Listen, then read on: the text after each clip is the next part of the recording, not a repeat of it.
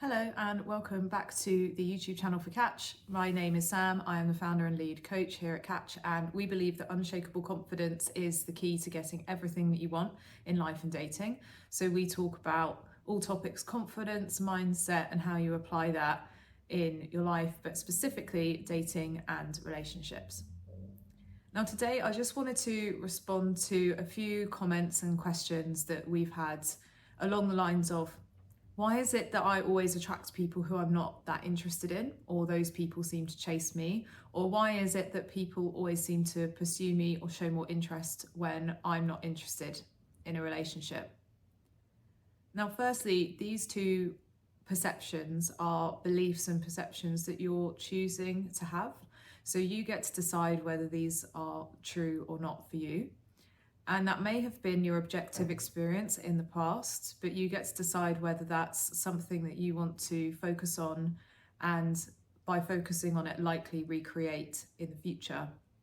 So the first thing is to say, that might be something you've experienced in the past, but you get to choose whether that's something that you want to continue observing.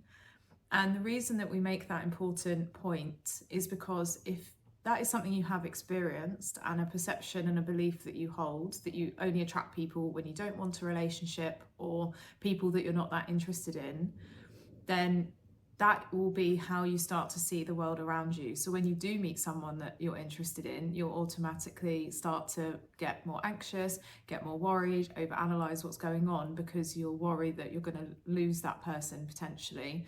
And similarly, when you meet someone that you maybe have a couple of dates with and then aren't that interested in, you'll start thinking to yourself, oh, I know what's going to happen now. This person's going to chase me. And then because you have that thought pattern, energetically, that's what you're going to be putting across, and it will become a self-fulfilling prophecy. So first, what we want to do is identify if those beliefs feel real to you and try and break those belief and thought patterns that will, whether you're aware of it or not, be affecting your behavior, how you perceive situations, and therefore how you respond to situations. The second thing that we would say is that if you do hold a belief that you're only, or your experience has been, I should say, that you are only chased and pursued when it's someone you're not that interested in or when you don't want a relationship, it's worth also looking at how are you different? How are you showing up and behaving differently or looking at situations differently when you are very interested in somebody versus when you're not that interested, or aren't that interested in the individual or a relationship. Now, what could be happening, or is likely happening, is that when there's someone who you're not as interested in, or you're not fussed about whether you get into a relationship or not, you're probably acting more relaxed. You're probably more confident because you're less worried about how the other person is seeing you and perceiving you and what they think about you. You're probably less worried or over-analysing texts or how you're interacting or how your dates go.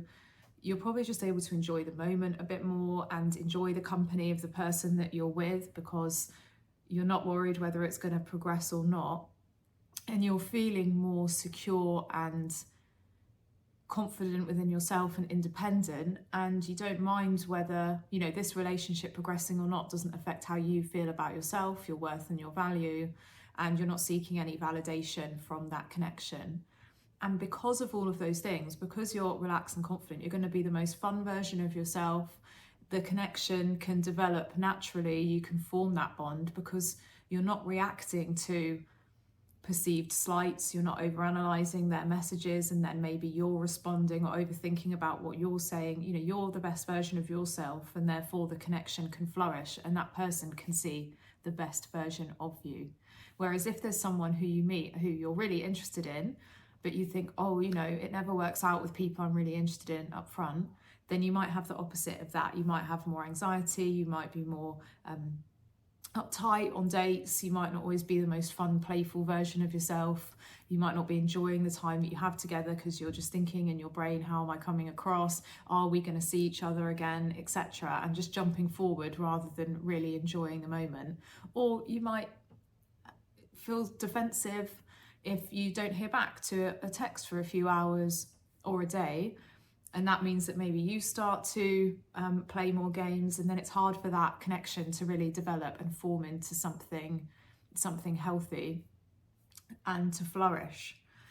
So it's really useful to look inwards, think about the version of yourself that's showing up in those different situations. Could it be that because of that perception or that experience you've had in the past, there are little micro behaviors that are showing up differently based on how you're feeling or how you're perceiving things? And then what can you do about that? And really focusing on how you can self-soothe, regulate your emotions, whether that's through meditation, yoga, invest more in yourself. So if you meet someone who you like and that's triggering you, or you're getting scared that it might not progress, what can you do to distract yourself from that? Whether that's hobbies, even small things like reading, having a bath, looking after yourself, going out with friends. How can you keep that level head and be able to still show up as that best version of you, who is fun and playful on dates and open to seeing whether something develops or not, holding that vision, knowing that they like you, knowing that it's going to progress because you have a connection without worrying, and then letting it happen with a bit more flow rather than falling into that potentially anxious state that you've been before. Or for some people, how that insecurity or anxiety manifests can be actually sabotaging, pushing the person away because you feel like you like them and maybe you don't deep down feel good enough or worthy for that person or that relationship. You might end up subconsciously pushing them away or playing games or creating distance between the two of you.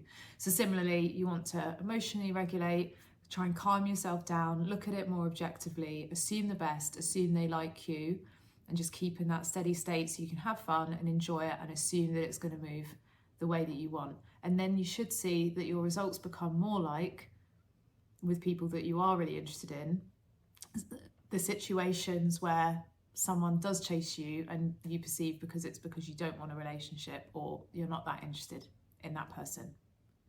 So just a little reminder today. I hope that was helpful. Thank you for liking, commenting, sharing and subscribing. And if you have any ideas for videos or reactions to this video, feel free to comment them below, and look forward to seeing you in the next one. Thanks, bye.